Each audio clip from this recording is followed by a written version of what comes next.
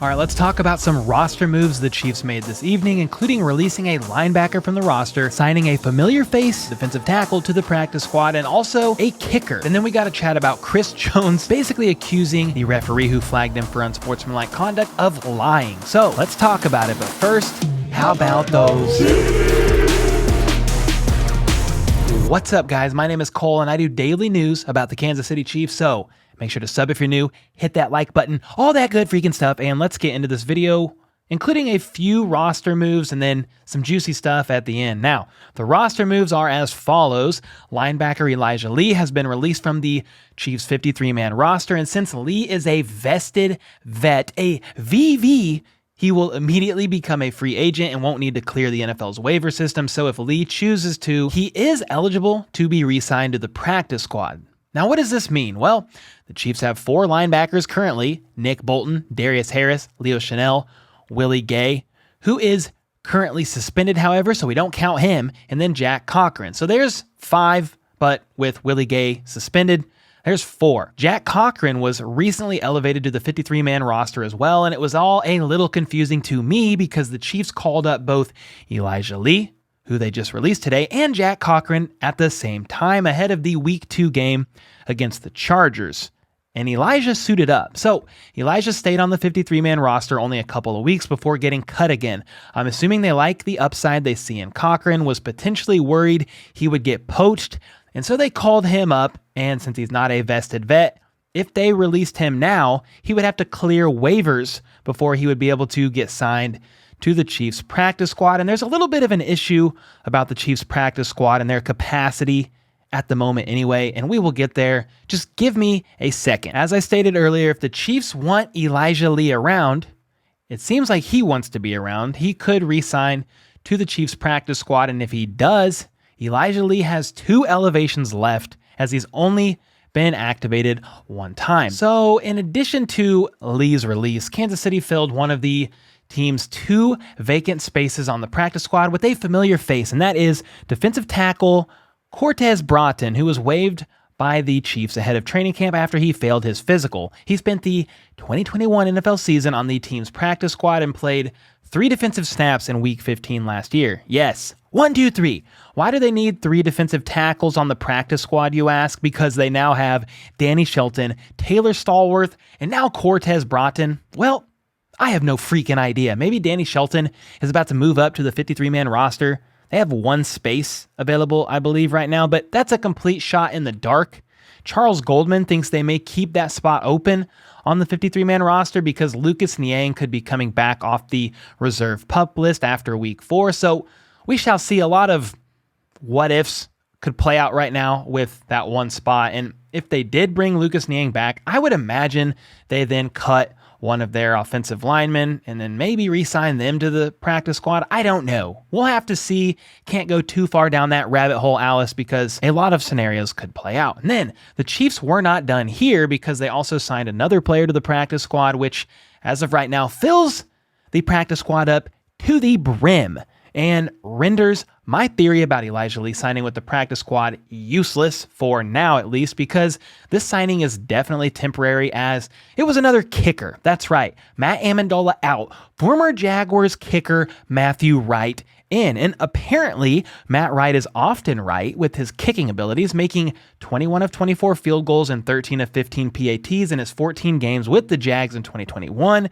And then also, he kicked a few games for the Steelers in 2020, I think it was, batting a perfect 100% in those 3 games. So you gotta freaking love it. He doesn't have the leg that Harrison Butker has, though, so we may see less touchbacks. And the Chiefs probably won't kick many 50-plus yard field goal attempts, but it's definitely something, and hopefully this man is better than Amendola. He will more than likely get elevated for Sunday's game, especially if Butker is still healing up. And I know some of you may be thinking, why not just use Justin Reed? Well, it's because he's the Chiefs' starting safety. You cannot afford to have this man pull a groin, pull a hammy, get hurt kicking a field goal or a kickoff. And let's be honest, he's not the most accurate field goal kicker in the world. He's very good at kickoffs, though. So the reason why they're not going to use Justin Reed is because he is for emergency situations only, like Week 1 against the Cardinals when Harrison Butker actually did get hurt in a game. And if it's not an emergency, he's staying back there as the starting safety. He's the core of the Chiefs secondary right now, so no. No thank you, Justin Reed kick. No, don't do that. All right, let's get into this Chris Jones update that is sorta kinda an update, but it's also sorta kinda funny, so we gotta freaking talk about it. Pro Football Talk put out a short little article about Chris Jones tonight, and it goes as follows.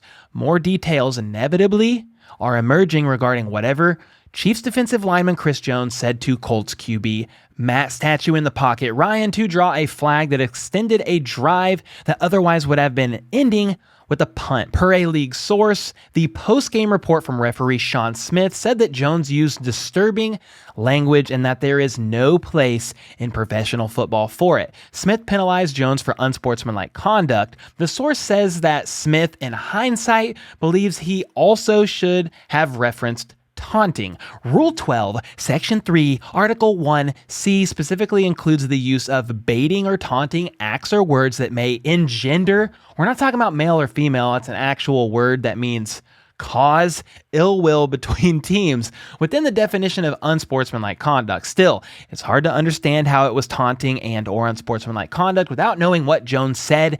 Jones won't reveal what he said, but why should he have to be the one to do it if he's going to be penalized, not for actions that anyone watching the game could see, but words that only Smith and maybe a few others like Matt Ryan, who's deaf, could hear? It should be for the entity that threw the flag to disclose what was said with something more detailed than "it was disturbing," aka hurt Matt Ryan's little feelings. Absent that kind of specificity, the outcome is understandably disturbing, not for the ref, but for the Chiefs. The decision to penalize Jones may have altered the outcome of the game. Also, to the extent that other players and coaches need to know where the line is, it's important to know what Jones said to put him on the wrong side of it. End of article. Y'all still with me? Okay, good. Well, after releasing this article, Pro Football Talk took to Twitter with the caption, quote, "Post-game report from referee Sean Smith says Chiefs defensive tackle Chris Jones used disturbing language that has no place in professional football. The report, however, does not specify what Jones said to draw a game-changing penalty." So that was the caption. And then, this is what I saw and what made me laugh and why it's in this video. Chris Jones responded to this article on Twitter with one word, or one emoji rather, a ball cap, aka cap, aka "you be capping, you little freaking liar." Chris Jones, I don't believe, is talking about Mike Florio in his article lying, but rather the referee who said that Chris Jones used, quote, "disturbing language that has no place in professional football." All right, well, if it was so disturbing, Mr. Referee Sean Smith, what did he say? Tell us, please, because we all would really like to freaking know, like right now. Did he call him something offensive like, I don't know, a stale cracker? You know, because he's old and white. I mean, come on, bro. Tell us what he said. I mean, at this point, I don't care who tells us. Chris Jones should tell us, although it no longer matters. The game's over. It's done. I don't blame this loss on the ref in this one call. We've been there, done that, but I am still ever so curious. What are your thoughts on all of this? Did Chris Jones say something truly horrible? And if so, why would he accuse the ref of not telling the truth? What do you think of this situation and also the few roster transactions that happened? Cortez Broughton being brought back, Cortez Broughton being brought back. You like that? Then the kicker, Matt Never Wrong Right, being added as well. And then Elijah Lee getting let go. Let me know in the comments down below, and let's throw flags about it down there for unsportsmanlike conduct per usual. Don't use abusive language, though. Make sure to leave a super thanks or bearded comment for the next vid. Sub, like, you know the freaking deal. Then check out this video here, pew, pew, which is a video I released earlier tonight covering even more Chiefs news. And until next time, let's go. Let's freaking go. How about those?